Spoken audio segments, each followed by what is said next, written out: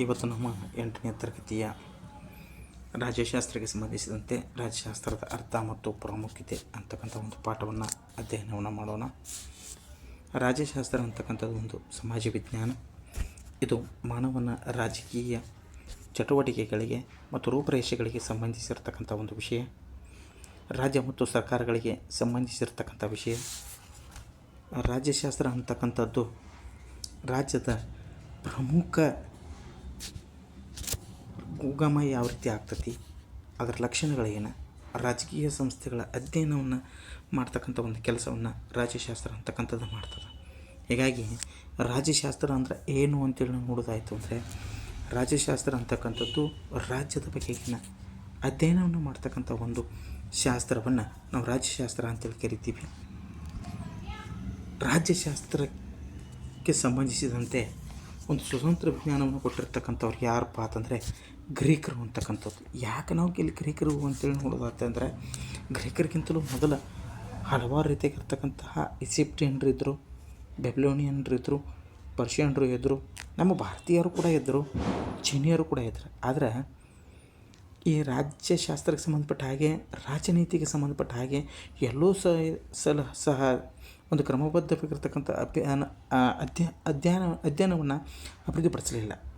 ರಾಜ್ಯಶಾಸ್ತ್ರಕ್ಕೆ ಸಂಬಂಧಪಟ್ಟಂತಹ ಒಂದು ಸ್ವತಂತ್ರ ವಿಜ್ಞಾನವನ್ನು ಕೊಟ್ಟಿರ್ತಕ್ಕಂಥವ್ರು ಯಾರಾದರೂ ಇದ್ದರೆ ಅದು ಗ್ರೀಕರು. ಅದರೊಳಗೆ ಮುಖ್ಯವಾಗಿ ಗ್ರೀಕ್ನ ತತ್ವಜ್ಞಾನಿಗಳಾಗಿರ್ತಕ್ಕಂತಹ ಸಾಕ್ರೆಟಿಸ್ ಹಾಗೂ ಅವನ ಶಿಷ್ಯ ಪ್ಲೇಟೋ, ಆತನ ಶಿಷ್ಯ ಪ್ಲೇಟೋನ ಶಿಷ್ಯನಾಗಿರ್ತಕ್ಕಂತಹ ಅರಿಸ್ಟಾಟಲ್, ಇವರು ಗ್ರೀಕ್ನ ತತ್ವಜ್ಞಾನಿಗಳು.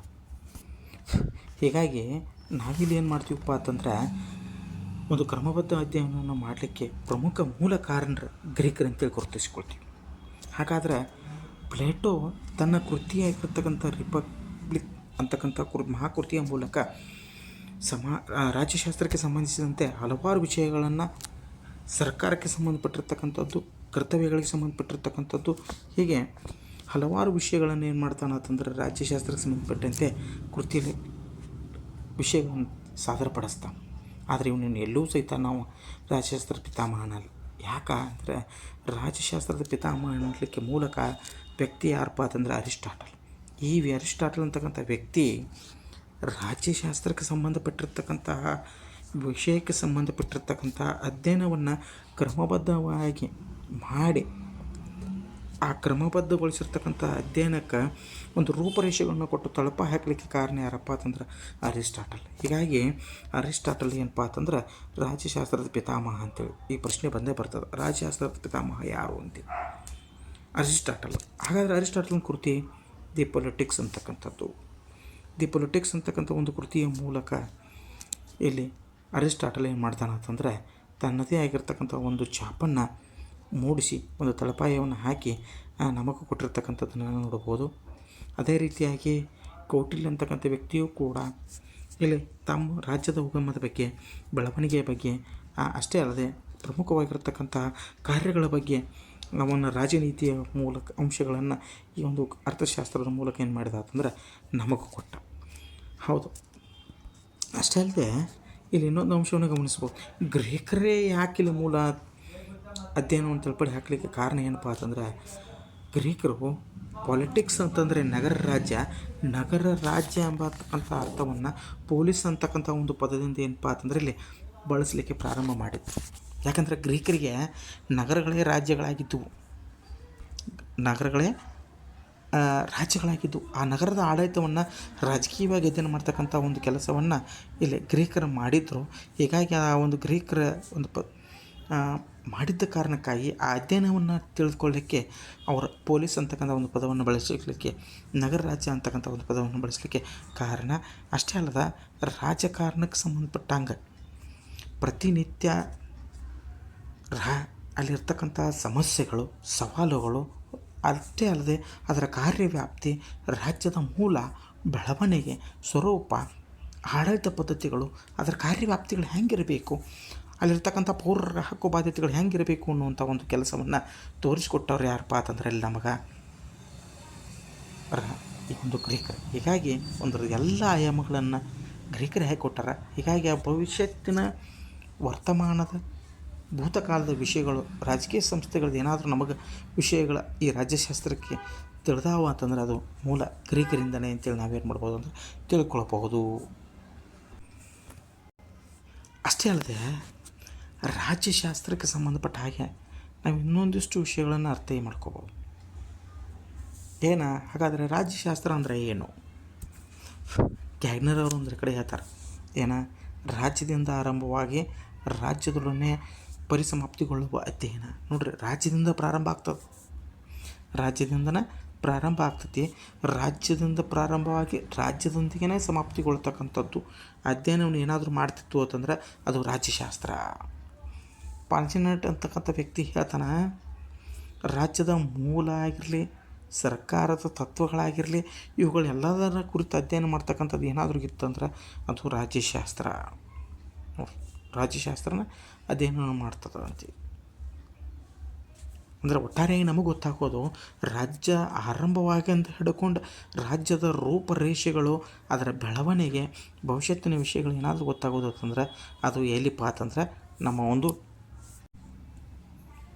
ರಾಜ್ಯಶಾಸ್ತ್ರದ ಸಂಬಂಧಿಸಿದಂಗೆ ಪ್ರಮುಖ ಪ್ರಾಮುಖ್ಯತೆಗಳು ಏನು ಅನ್ನೋದನ್ನು ನೋಡೋದಾದರೆ, ಪ್ರಸ್ತುತ ಯುಗದಾಗ ರಾಜ್ಯಶಾಸ್ತ್ರದ ಜ್ಞಾನ ಅಂತಕ್ಕಂಥದ್ದು ಪ್ರತಿಯೊಬ್ಬರಿಗೆ ಇರಬೇಕಾಗಿರುವಂಥದ್ದು. ಅದರ ವಿಚಾರಧಾರೆಗಳ, ಅದರ ಆಲೋಚನೆಗಳ, ಅದರ ರಾಜಕೀಯ ಸ್ಥಿತಿಯೊಳಗೆ ನಾವು ತೊಡಗಿಸಿಕೊಳ್ಳುವಂಥ ಕ್ರಿಯೆಗಳ ಮೇಲೆ ಅವಲಂಬ ಆಗಿರ್ತದೆ. ಹಾಗಾದರೆ ಏನು ರಾಜ್ಯಶಾಸ್ತ್ರ ಅಂತಕ್ಕಂಥದ್ದು? ರಾಜ್ಯವೊಂದರ ಉಗಮ ಆಗಿರಲಿ, ಅದರ ಬೆಳವಣಿಗೆ ಆಗಿರಲಿ, ಅದನ್ನು ಅರ್ಥ ಮಾಡ್ಕೊಳ್ಳೋದು ಯಾರಪ್ಪ ಅಂತಂದ್ರೆ ನಮಗೆ ಸಹಕಾರಿ ಆಗ್ತದೆ. ಯಾಕಂದರೆ ರಾಜ್ಯದ ಕಾರ್ಯಗಳು ಮಾನವ ಅಂತಕ್ಕಂಥ ವ್ಯಕ್ತಿ ರಾಜಕೀಯ ತಮ್ಮನ್ನು ತಾನು ತೊಡಗಿಸ್ಕೊಳ್ಬೇಕಾದ್ರೆ ಅದರ ಮಾಹಿತಿ ನಮಗಿರಲೇಬೇಕು. ಇನ್ನು ಅಷ್ಟೇ ಅಲ್ಲ, ವ್ಯಕ್ತಿ ಸ್ವಾತಂತ್ರ್ಯ ಆಗಿರಬೇಕು, ವ್ಯಕ್ತಿಗೆ ನ್ಯಾಯ ಅಂತಕ್ಕಂಥದ್ದಾಗಿರಲಿ, ಕಾನೂನುಗಳಂತಕ್ಕಂಥ ಆಗಿರಲಿ, ಸಮಾನತೆಗೆ ಅಂಶಗಳಿಗೆ ಸಂಬಂಧಪಟ್ಟ ಹಾಗೆ ಅಲ್ಲಿರ್ತಕ್ಕಂಥ ಸರ್ಕಾರಗಳು ಯಾವ ರೀತಿ ಕಾರ್ಯಗಳನ್ನ ಮಾಡ್ತಾವೆ, ಯುದ್ಧಗಳು ಹೆಂಗೆ ನಡೀತಾವೆ, ಶಾಂತಿ ಹೆಂಗಾಗ್ಯದ, ಇವುಗಳೆಲ್ಲ ಅಂಶಗಳನ್ನು ತಿಳ್ಕೊಬೇಕಾದ್ರೆ ನಮಗೇನಪ್ಪ ಅಂತಂದ್ರೆ ರಾಜ್ಯಶಾಸ್ತ್ರ ಅನ್ನುವಂಥದ್ದು ಬೇಕಾಗ್ತದೆ. ಅಷ್ಟೇ ಅಲ್ಲದೆ ರಾಜ್ಯ ಮತ್ತು ಕೇಂದ್ರ ಸರ್ಕಾರಗಳು ಮಾಡ್ತಕ್ಕಂತಹ ರಚನೆ, ಆ ಕಾರ್ಯಗಳ ವೈಖರಿಗಳ ಬಗ್ಗೆ ನಾವು ಅಧ್ಯಯನವನ್ನು ಮಾಡಲಿಕ್ಕೆ ಪ್ರಮುಖವಾಗಿ ಏನಪ್ಪ ಅಂತಂದ್ರೆ ಸಹಕಾರಿಯಾಗಿರ್ತಕ್ಕಂಥದ್ದು ಯಾವುದು ಅಂತಂದ್ರೆ ಅದು ರಾಜ್ಯಶಾಸ್ತ್ರ ಅಂತೇಳಿ. ಯಾಕಂದರೆ ಪ್ರಮುಖವಾಗಿ ನಮಗೆ ರಾಜ್ಯಕ್ಕೆ ಸಂಬಂಧಪಟ್ಟಿರ್ತಕ್ಕಂಥ ಸಂವಿಧಾನಗಳು, ಅಲ್ಲಿರ್ತಕ್ಕಂಥ ಕಾನೂನು ರೂಪುರೇಷೆಗಳ ಅರಿವು ಈ ಜನಸಾಮಾನ್ಯರಿಗೆ ಇರಬೇಕಾಗ್ತೈತಿ. ಹೀಗಾಗಿ ರಾಜ್ಯಶಾಸ್ತ್ರ ನಮಗೆ ಪ್ರಮುಖವಾಗಿ ಅಂಶಗಳನ್ನು ನಮಗೆ ಸಹಕಾರಿಯಾಗಿ ರೀತಿಯಲ್ಲಿ ಒದಗಿಸಿಕೊಡುವಂಥ ಕೆಲಸವನ್ನು ಮಾಡ್ತದೆ. ಇನ್ನು ಅಷ್ಟೇ ಅಲ್ಲದೆ ರಾಜ್ಯಶಾಸ್ತ್ರದ ಜ್ಞಾನ ನಮಗೆ ಯಾಕೆ ಬೇಕಪ್ಪ ಅಂತಂದ್ರೆ ಇಲ್ಲಿರ್ತಕ್ಕಂತಹ ಒಳ್ಳೆಯ ನಾಯಕತ್ವ. ನೋಡಿರಿ, ಒಳ್ಳೆಯ ನಾಯಕರನ್ನು ನಿರ್ಮಾಣ ಮಾಡಲಿಕ್ಕೆ ರಾಜ್ಯಶಾಸ್ತ್ರ ಅಂತಕ್ಕಂಥದ್ದು ಬೇಕು. ನಾಯಕತ್ವದ ಗುಣಗಳನ್ನು ಬೆಳೆಸ್ಕೊಳ್ಬೇಕಾದ್ರೆ ಇಲ್ಲಿ ನಮಗೆ ಸಹಕಾರಿ ಆಗೋದು ಯಾವುದಪ್ಪ ಅಂತಂದ್ರೆ ರಾಜ್ಯಶಾಸ್ತ್ರ ಅಂತಕ್ಕಂಥದ್ದು. ಇದಷ್ಟೇ ಅಲ್ಲದೆ ಭಾಳದವು ರಾಜಕೀಯ ಪಕ್ಷಗಳ ಬಗ್ಗೆ ಆಗಿರಲಿ, ಒಕ್ಕೂಟ ವ್ಯವಸ್ಥೆಗಳ ಬದಲಾಗಿರಲಿ, ರಾಜಕೀಯವಾಗಿ ಜನ ತಮ್ಮನ್ನು ತಾವು ಸಕ್ರಿಯವಾಗಿ ತೊಡಗಿಸಿಕೊಳ್ತಕ್ಕಂಥ ಅಂಶಗಳಾಗಿರಲಿ, ಹೀಗೆ ಎಲ್ಲ ಅಂಶಗಳು ಏನಕ್ಕ ಅಂದ್ರೆ ಪ್ರಮುಖವಾಗಿ ಕಾರಣ ಆಗ್ತವೆ. ಒಟ್ಟಾರೆಯಾಗಿ ರಾಜ್ಯಶಾಸ್ತ್ರ ಅಂತಕ್ಕಂಥದ್ದು ಮಾನವನ ಬೆಳವಣಿಗೆಗೆ ಸಂಬಂಧಪಟ್ಟ ಹಾಗೆ ಏನಾಗೈತೆ ಅಂದ್ರೆ ಸಹಕಾರಿಯಾಗೈತಿ ಅಂತ ಹೇಳ್ತಕ್ಕಂಥದ್ದು. ಏನಾದರೂ ತಪ್ಪು ತಡೆಗಳಾಗಿದ್ರೆ ಅದನ್ನು ನೀವು ನಮಗೆ ಮೆಸೇಜ್ ಮಾಡೋದ್ರ ಮೂಲಕ ತಿಳಿಸಿದ್ರಿ ಅಂತಂದ್ರೆ ಸರಿಪಡಿಸಿಕೊಳ್ಳುವಂಥ ಕೆಲಸವನ್ನು ಮಾಡಿ ಮುಂದಿನ ದಿನಗಳಲ್ಲಿ ನಾವು ಮತ್ತಷ್ಟು ಕಾರ್ಯಪ್ರವೃತ್ತರಾಗ್ತೀವಿ ಅಂತ ಹೇಳ್ತಕ್ಕಂಥ ಕೆಲಸವನ್ನು ಮಾಡ್ತೀವಿ. ಯಾರು ನಮ್ಮ ಚಾನಲ್ ನೋಡ್ತೀರಿ ಸಬ್ಸ್ಕ್ರೈಬರ್ ಮಾಡಿರಿ. ಅಷ್ಟೇ ಅಲ್ಲದೆ ಅದನ್ನು ಶೇರ್ ಮಾಡಿರಿ. ನಿಮ್ಮ ಜ್ಞಾನವನ್ನು ಹೆಚ್ಚಿಸಿಕೊಳ್ಳಲಿಕ್ಕೆ, ಮತ್ತಷ್ಟು ವಿಷಯಗಳನ್ನು ನಾವು ಕ್ರೋಢೀಕರಣವನ್ನು ಮಾಡಲಿಕ್ಕೆ ನೀವು ಕಾಮೆಂಟ್ ಮಾಡುವುದರ ಮೂಲಕ ಸಹಕಾರಿ ಆಗಬೇಕು ಅಂತಕ್ಕಂಥ ಮಾತನ್ನು ಹೇಳ್ತಾ ನಾನು ವಿಷಯಕ್ಕೆ ವಿರಾಮ ನೀಡುತ್ತೇನೆ.